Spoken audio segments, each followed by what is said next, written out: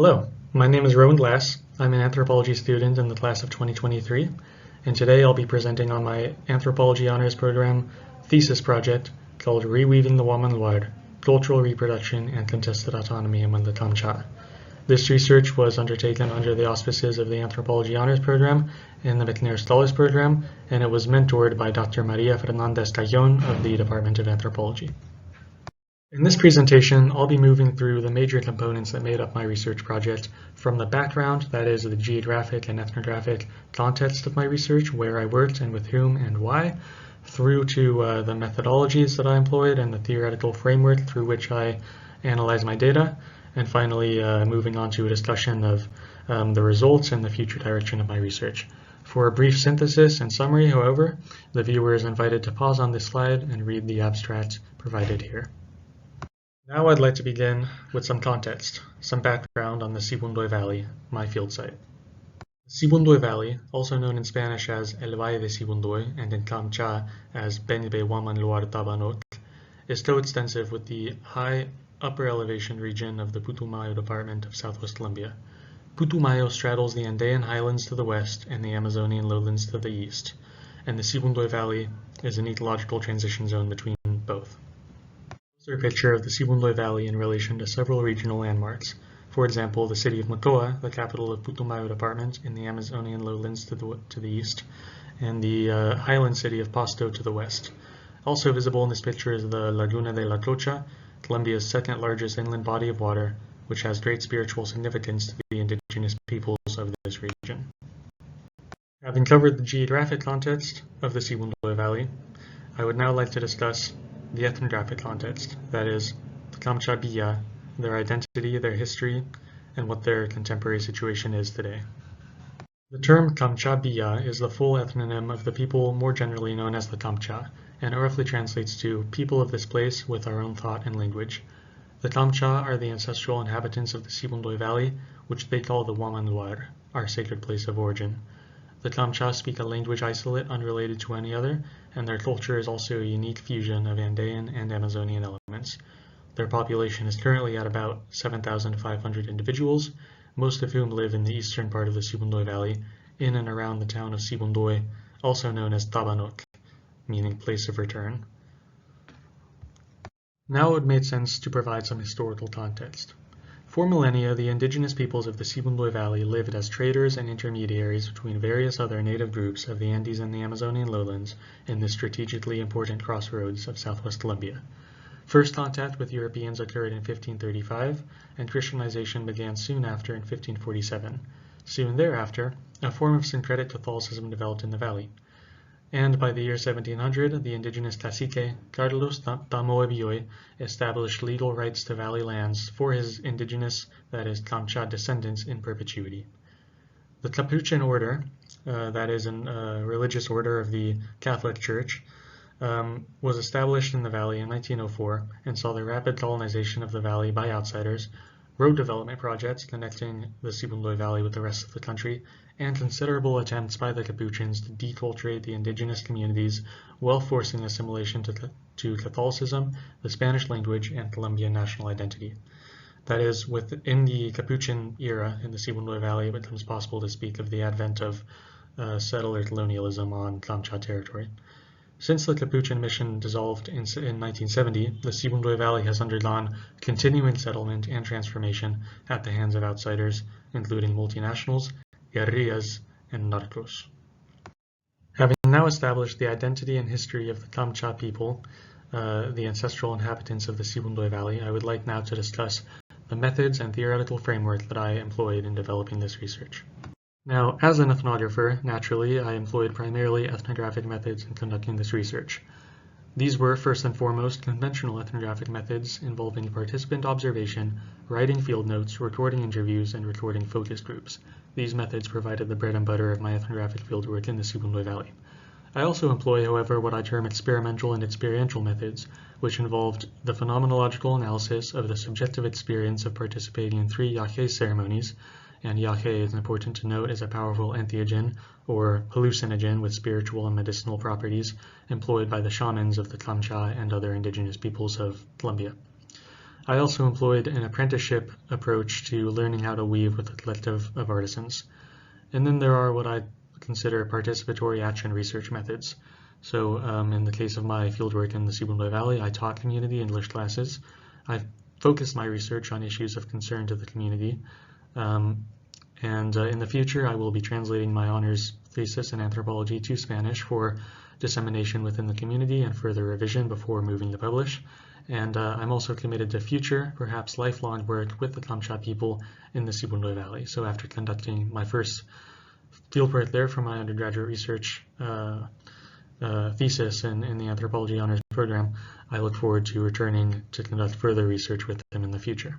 In terms of the theoretical framework that I bring to bear in interpreting my data for the purposes of this research, there are four main pillars of my theoretical approach.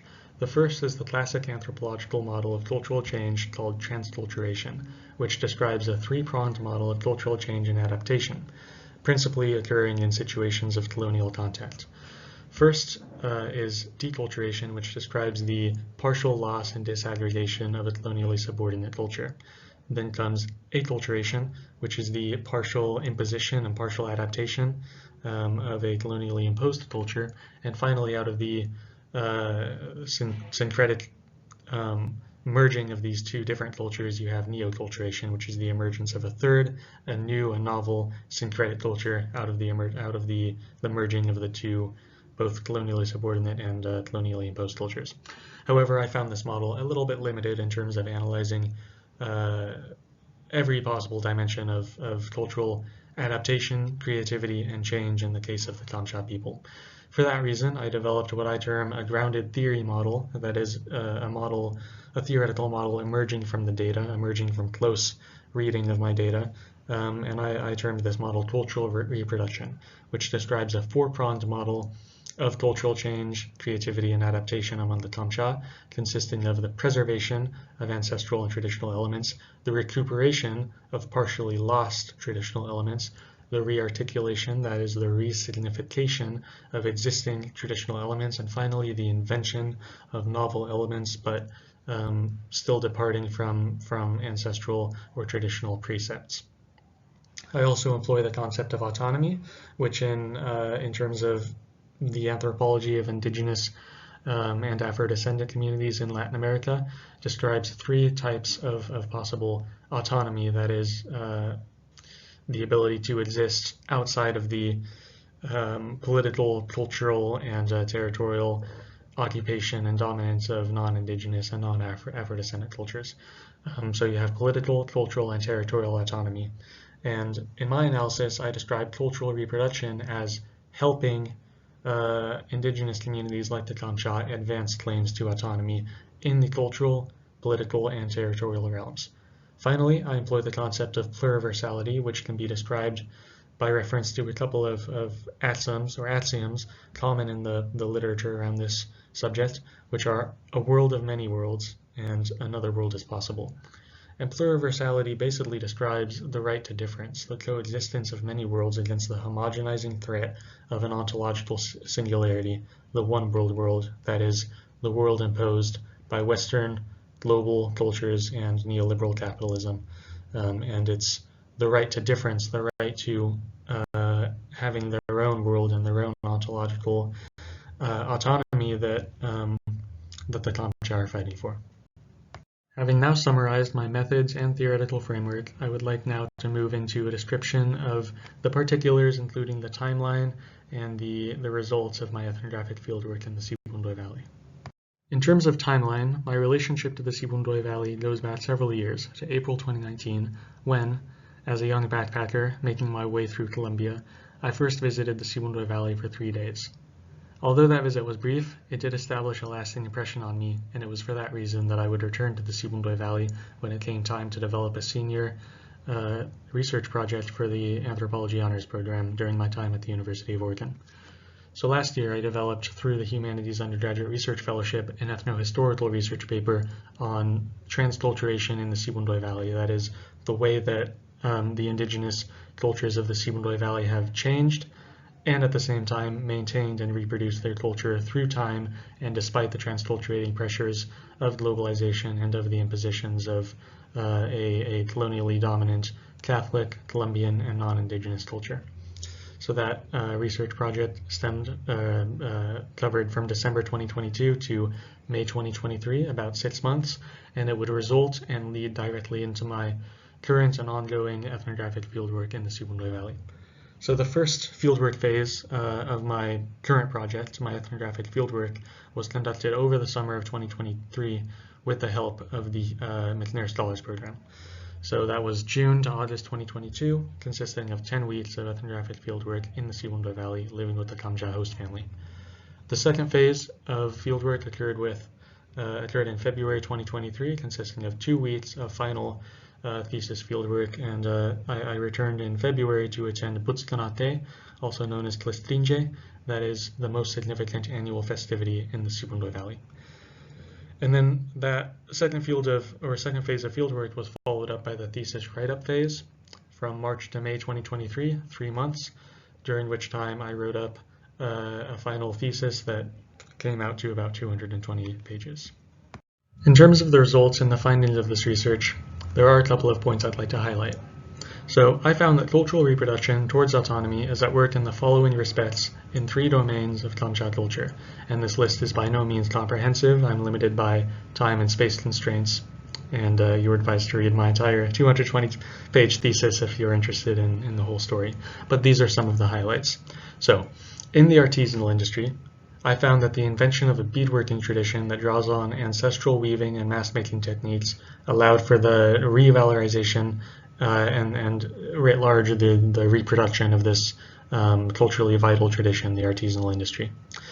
In the realm of shamanism and the Yahe ceremony, I found that shamanism is responsible both for the recuperation of the Khakan, or the traditional ethnobotanical garden of the Kamëntsá, and also that the phenomenological aspects of the Yahe experience, that is, it's the experience of taking Yahe as a spiritual medicine, supports and valorizes some of the most foundational philosophical and cosmological pillars of Kamëntsá life. I also found in the third domain that I analyzed, that of Klestrinje, the most significant Kamëntsá festival of the year, that Klestrinje is both a collective manifestation of all the different expressive elements of Kamëntsá culture writ large. I mean, there you find shamanism, you find gardening, you find the artisanal industry, you find music and art, and all those expressive elements of Kamëntsá culture, and you find them celebrated and put on display in a manner that valorizes them and makes the community both reproduce those traditions for the Klestrinje festival itself, but also re-imbues them with value in order for them to continue to be produced for next year's festival and beyond. And I also found that Klestrinje consists of a discursive field where competing visions of identity are played out. In terms of future directions of this research, there are a couple of different avenues that I'd like to highlight. So first, just in terms of the overall significance of this research, I found that the Kamëntsá case demonstrates that indigenous peoples are peoples in resistance and re-existence, actively asserting their rights and recreating their cultures.